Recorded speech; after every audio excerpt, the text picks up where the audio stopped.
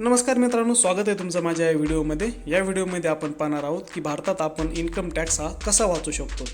जर तुम्हाला income tax आता भरायचा आहे आणि तुम्हाला इन्कम टॅक्स लागणार आहे, तर तुम्ही कोणकोणत्या योजनेअंतर्गत किंवा कोणकोणत्या गोष्टी अंतर्गत तुम्ही हा इन्कम टॅक्स तुमचा वाचू शकता आणि कितीपर्यंत वाचू शकता. तर या व्हिडिओमध्ये आपण या सर्व गोष्टी पाहणार आहोत. शेवटी मी तुम्हाला एक चार्ट दाखवणार आहे. त्या चार्टमध्ये पण तुम्हाला विस्तृतपणे माहिती देईल आणि ते तुम्हाला समजायलाही एकदम सोपी जाईल. चला तर व्हिडिओला सुरुवात करूया. भारतात आयकर इन्कम टॅक्स वाचवण्यासाठी सध्या 2 प्रकारच्या कर प्रणाली उपलब्ध आहेत. त्यामध्ये एक आहे जुनी आणि एक आहे नवीन, म्हणजे ओल्ड रेजिमन आणि न्यू रेजिमन.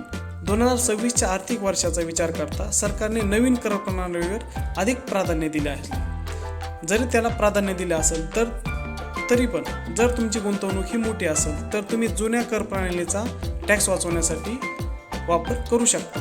आणि तो कसा करायचा आता आपण त्याचविषयी माहिती पाहणार आहोत. तर पहिली गोष्ट आहे कलम 80C अंतर्गत पर्याय. मर्यादा आहे तुमची 1.5 लाखापर्यंत तुम्ही पैसे वाचू शकता. तर हा टॅक्स वाचवण्यासाठी सर्वात लोकप्रिय एक मार्ग आहे. यामध्ये तुम्ही खालीलप्रमाणे गुंतवणूक करून तुमच्या टॅक्स हा वाचू शकतात. तर पहिलं जे आहे ELSS equity liquid saving scheme. हा शेअर मार्केटवरील आधारित म्युच्युअल फंड आहे. याचा लॉक इन कालावधी फक्त 3 वर्षासाठी आहे आणि चांगला परतावा पण मिळू शकतो. तुम्ही यामध्ये इन्व्हेस्ट करून तुमचा टॅक्स वाचू शकता.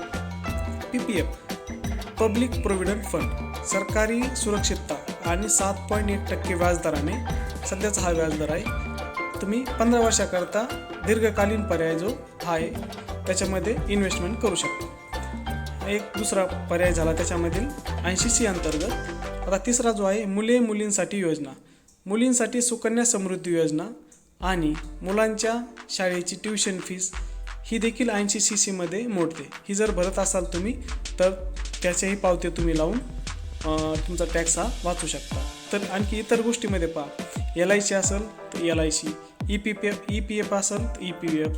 जर 5 वर्षाचा टॅक्सच्यावर FD जर केलेला असेल तुम्ही किंवा घरावर काही कर्ज काढलेलं असेल, तुम्ही ते सर्व गोष्टी दाखवूनही ह्या 1.5 लाखापर्यंतच्या योजनेचा 80C अंतर्गत लाभ घेऊ शकतात.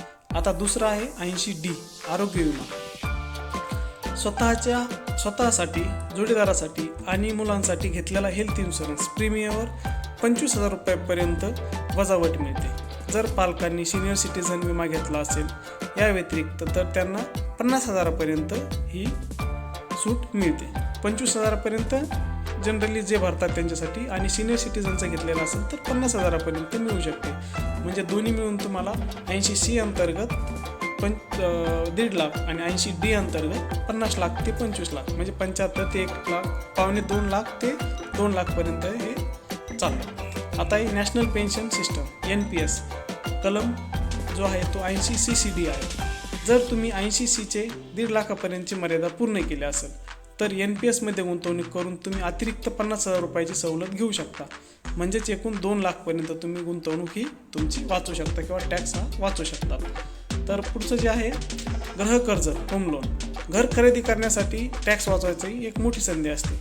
व्याजावर सवलत कलम 24B. गृहकर्जाच्या व्याजावरील वर्षाला 2 लाखापर्यंत वजावट मिळते आणि मुद्दल प्रिन्सिपल जे असतं ते 80C अंतर्गत 1.5 लाखाच्या मर्यादेत ते येऊन जातं. आता 5वी जी गोष्ट आहे तर नवीन कर प्रणाली न्यू टॅक्स रेजिमन 2026 काय बदल झालेले त्यामध्ये. जर तुमचे उत्पन्न 7 लाख ते 12 लाखच्या दरम्यान असेल तर तुम्हाला कोणतीही गुंतवणूक नसेल तर नवीन कर प्रणाली तुम्हाला फायदेशीर ठरू शकते. तर त्याच्यामध्ये कसं आहे, स्टँडर्ड डिडक्शन. पगारदार व्यक्तींना आता नवीन प्रणालीमध्ये 75,000 रुपयांची सरसकट सवलत मिळते. कर सवलत नवीन प्रणालीत 7 लाखापर्यंत उत्पन्नावर कोणताही कर भरावा लागणार नाही.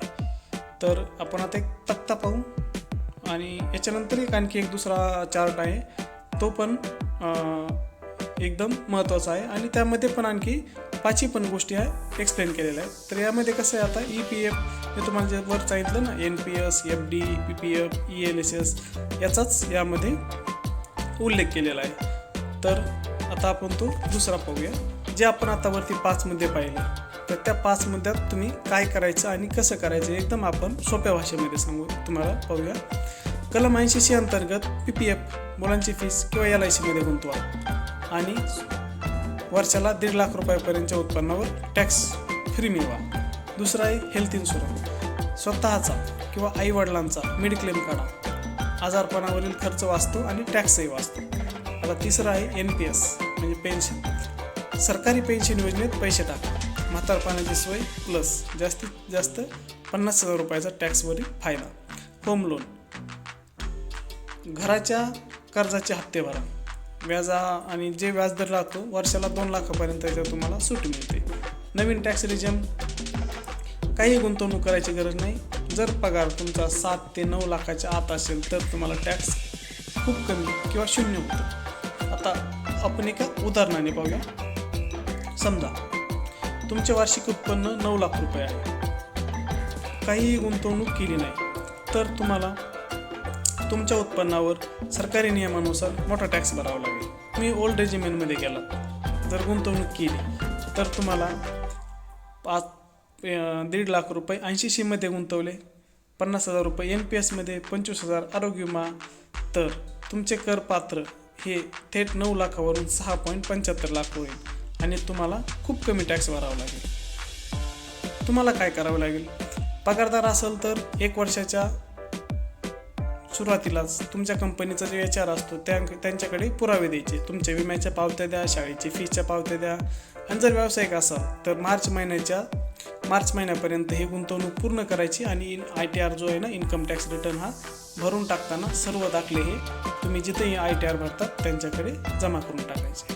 व्हिडिओ आवडला असेल तर लाईक करा, शेअर करा आणि सबस्क्राईब करा. धन्यवाद.